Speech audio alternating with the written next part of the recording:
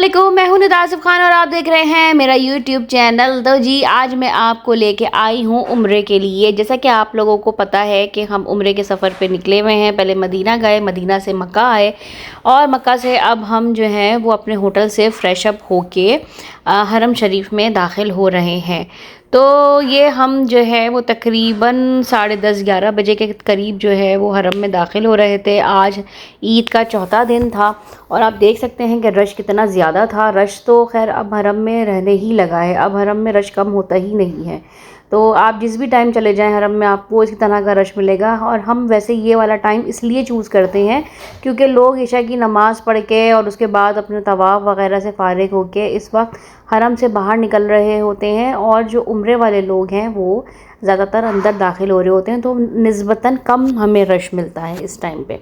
और वैसे सुबह के टाइम पे भी रश कम होता है, लेकिन सुबह के टाइम ज़रा धूप वूप का चक्कर होता है तो इसलिए हमें ये टाइम ज़्यादा कंफर्टेबल लगता है। बहरहाल हम जो हैं वो हरम में दाखिल हो चुके थे और लब्बैक अल्लाहुम्मा लब्बैक लब्बैक ला शरीका लक लब्बैक इन्नल हम्दा व नेमता लक वल मुल्क ला शरीका लक हम पढ़ चुके थे। अल्लाह की बारगाह में हम हाज़िर हो चुके थे और बस अब हम जो है वो एक्सेलेटर से नीचे उतर रहे थे। ये मंज़र जो है ना वो आपकी रूह को छू लेता है। इतना आपका जो मतलब एक रूह छू लेने वाला मंज़र होता है।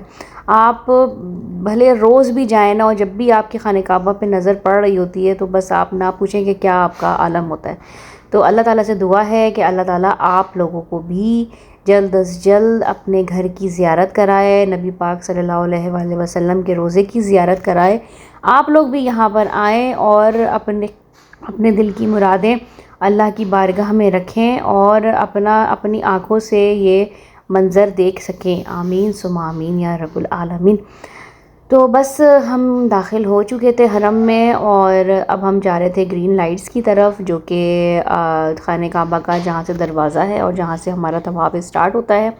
यहीं से हम जो है वो अपनी नियत कर लेते हैं और नियत करने के बाद हम ग्रीन लाइट्स तक जाके और फिर उसके बाद हम हाथों को उठा के सलाम करके और तवाफ़ शुरू कर देते हैं। तवाफ़ में रश काफ़ी ज़्यादा था और लेकिन मज़ा भी आ रहा था। मौसम बहुत अच्छा था, ना बहुत ज़्यादा गर्मी थी और ना ही मौसम में बहुत ज़्यादा सर्दी थी। लेकिन ये ग्रुप्स वाले जो हैं ये अंदर आके जो है ना ये बड़ी तबाही मचा देते हैं और ये बड़े बड़े ग्रुप्स होते हैं और इनके ग्रुप्स से आप कोशिश किया करें कि बचकर आप जो हैं वो चलें। बहरहाल खैर हम अपने फॉर्म में जो थे वो फॉर्मेशन में हमने अपने आप को कर लिया था। तीनों बच्चों के साथ एक एक बड़ा जो है वो शामिल हो गया था और हम अपना जो है वो तवाफ़ हमने स्टार्ट कर लिया हुआ था। तो बस अल्लाह ताला से दुआ है कि अल्लाह ताला से हमने जितनी भी दुआएं मांगी हैं, आप सबके हक़ में भी जो दुआएं मांगी हैं अल्लाह पाक उनको कबूल फ़रमाए और हमारे इस छोटी सी इबादत को कबूल कर ले। तवाफ़ वग़ैरह करने के बाद हम आ गए थे अपना सई की तरफ और सई हम कभी भी नीचे से नहीं करते, हम जाके सेकंड फ्लोर से ही करते हैं। वहाँ पे रश भी कम होता है और खुली खुली जगह होती है तो ज़रा चलने में भी वहाँ पे मज़ा आता है। बच्चे भी अपने मज़े से भाग दौड़ यहाँ पे कर लेते हैं ईज़िली। तो बस हमने यहाँ पे जल्दी जल्दी अपना उम्रा ख़त्म किया। उम्रा ख़त्म करने के बाद हम जो है वो वापस अपने होटल गए और हमने रेस्ट वगैरह किया। तो ये था मेरा आज का छोटा सा व्लॉग। उम्मीद करती हूँ कि आपको पसंद आया होगा।